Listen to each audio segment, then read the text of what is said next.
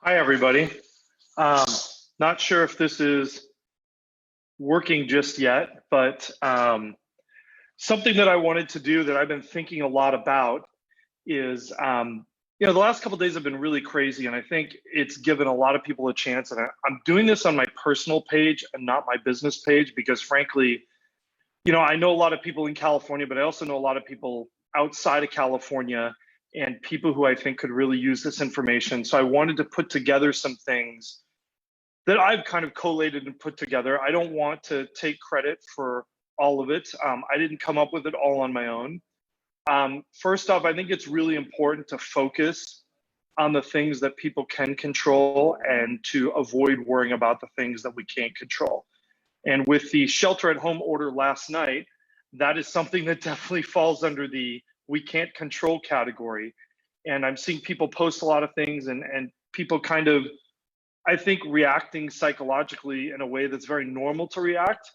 But instead, I wanted to speak to some of the concerns that I know people have emailed me about, people that have reached out to me and asked me these questions. So I figured if my answers help them a little bit, that maybe my answers would help some other people. As some of you know, I do own a real estate company out here in California, but I think this is going to be things that will apply to everybody, regardless of wherever you are. A lot of people don't know this. I went to school. I was trained as an economist. I don't practice as an economist anymore, but I definitely follow along things and I read quite a bit. It's still an area that I find intensely interesting. And right now, these are just sort of unprecedented times. But I'm going to jump right into it because I think it's important to sort of go over things that I think can help you right now and that will help put your mind at ease a little bit. And these are some of the things that I've worked through in the last 24 hours or so. The first question that I've gotten, at least from 10 people, they've said, I am worried that I will be kicked out of my house or my apartment and that I will be homeless. And to be honest, that's probably the number one concern of just about anybody aside from food. I'm going to share a screen here a little bit for, just for a quote, because I think it's important for people to realize this and kind of have this knowledge here. And that is that, let me bring it up here. The Federal Housing Administration is basically, they are requiring that there will be a moratorium on foreclosures and evictions on FHA properties. And the Federal Housing Finance Agency, which basically controls Fannie Mae and Freddie Mac, has said that they will suspend foreclosures and evictions for at least 60 days. What this means is we don't know how long this shelter-in-place order is going to last, but I would imagine that for the foreseeable future, housing is not really something that you need to worry about. I know a lot of people have seen their income either reduced or eliminated practically overnight. I know a lot of people live paycheck to paycheck, and even people who have 2 to 3 months of savings are immediately seeing how quickly that could be wiped out. So I don't think this is something that people need to worry about at this moment.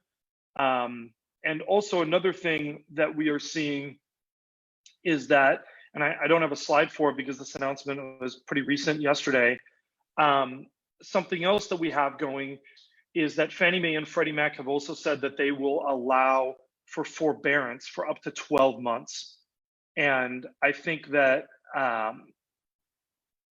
12 months is a good amount of time. And if you don't understand what forbearance means, it's a pretty simple idea. Basically, your mortgage lender will more or less hit the pause button on payments on your mortgage. So for example, if your payment was $3,000 a month, they'll either reduce or eliminate that. And what they will do is any interest that accrues, so not your whole payment, but any interest that accrues, they will stick onto the back of the loan. So a very quick way to put it is it's like saying during this period of time, we will let you borrow from yourself and the money is going to be due at the end of your loan period.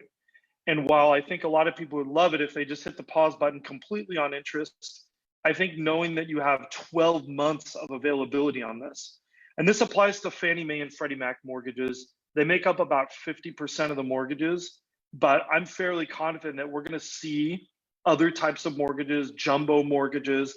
I think we're going to see that those lenders and servicers will follow suit. I don't have a lot of information about how to get access to this just yet. I mean, they just announced this, but you will contact your servicer and declare a hardship. And this is not uncommon practice. What makes this situation is unique is we've never really done it on a national basis before. Normally, this is something that lenders will do like when there's a hurricane or brush fires or some other kind of localized natural disaster. So this is a pretty standard procedure to do and offer forbearance. So they do know how to do it. I think that that's going to make a really big difference for a lot of people in their daily lives. And just not worrying about your housing and where you're going to live.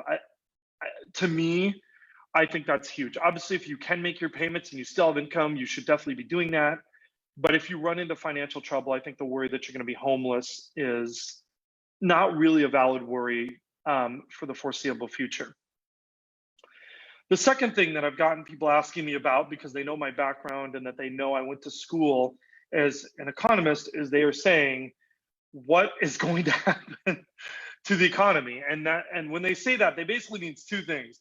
Number one is they mean, is our economy just completely going to fall flat for years on end, like the financial crisis? And two is, will my house property values go down significantly?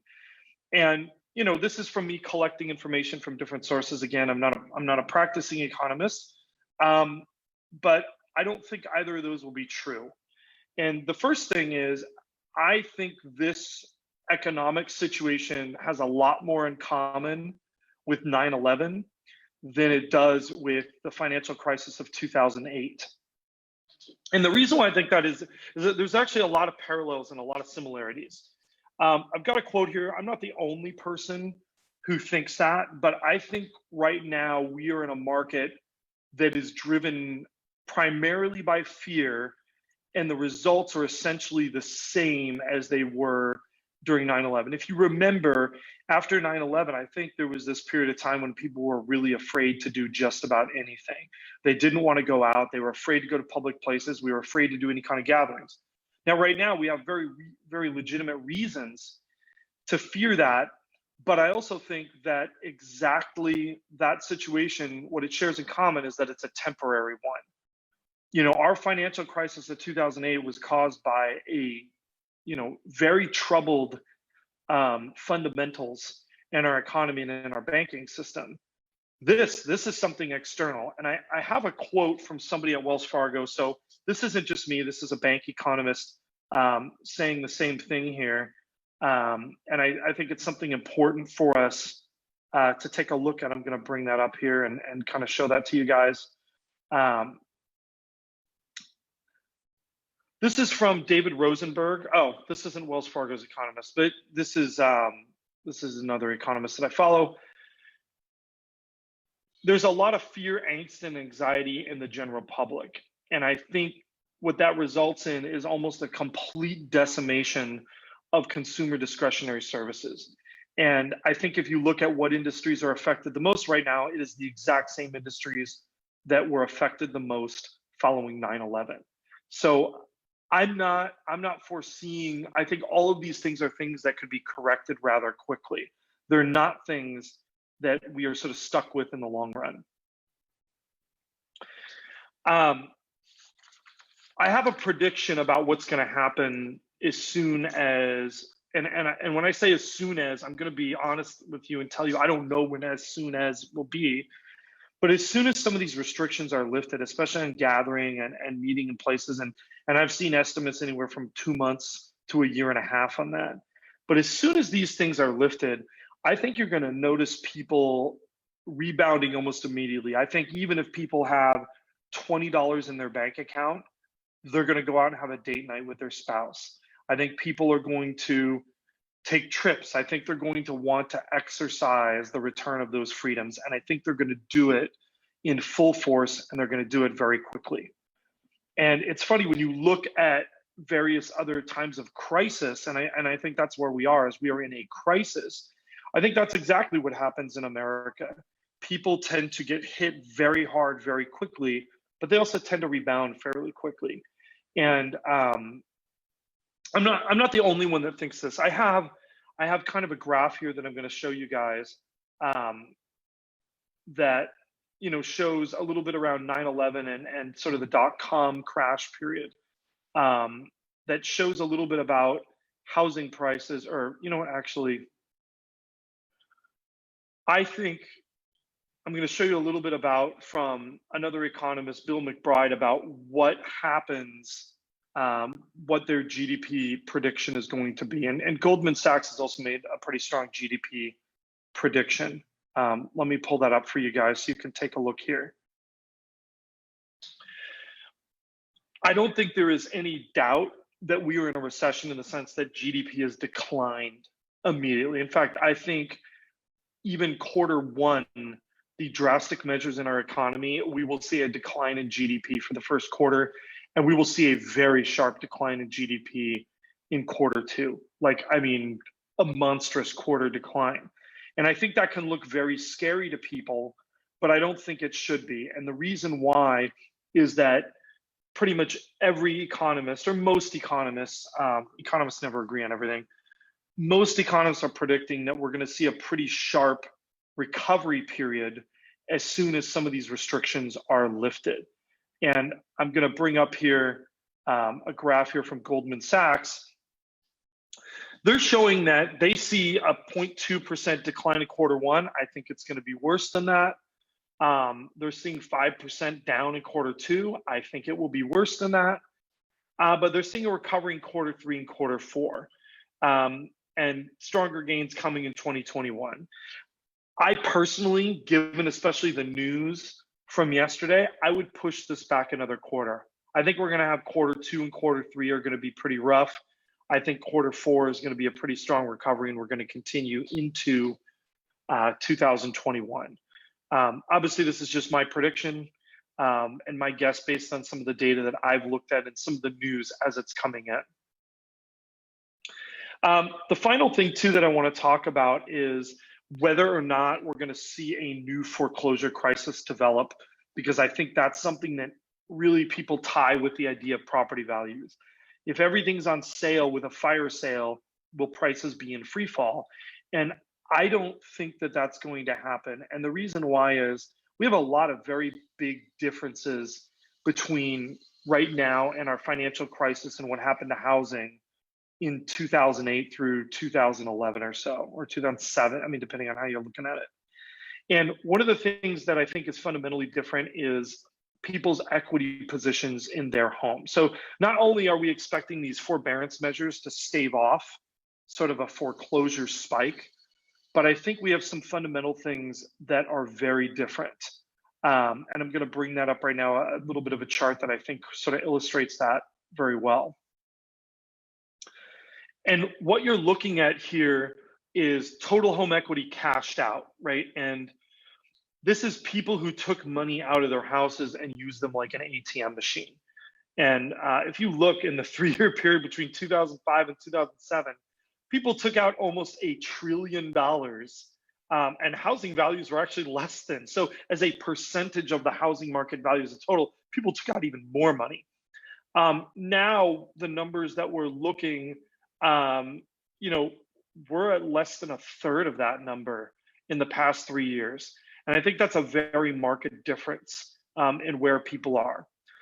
The other reason why is this is a graph that shows people's percentage, their payment as a percentage of their income.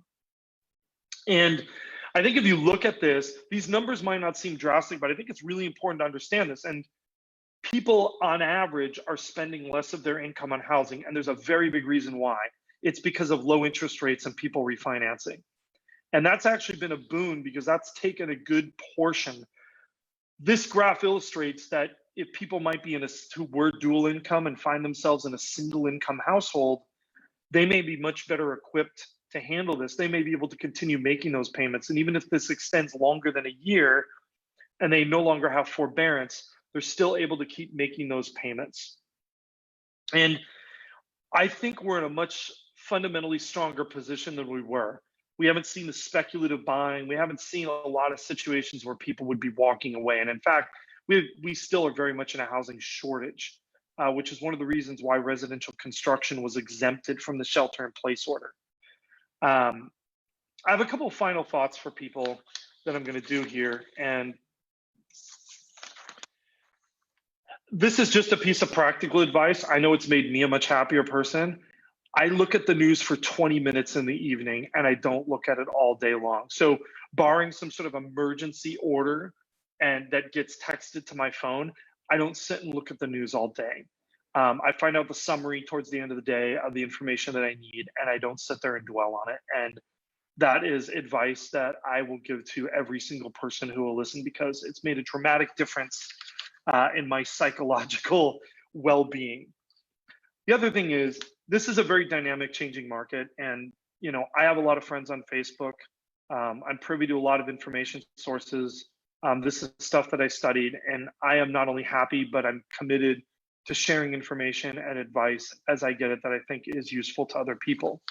And finally, just something I want to say is I'm here for you, whether you're in Southern California, whether it's really about real estate or you just want to ask an economics question or about your job or whatever. Just hit me up. Do it in the comments, send me a direct message. I'm happy to answer all of it for anybody who needs any help with anything. Just reach out to me. I'm here. Obviously, for once in my career, I am not running around all the time. So I'm actually a lot more available maybe than I normally would be.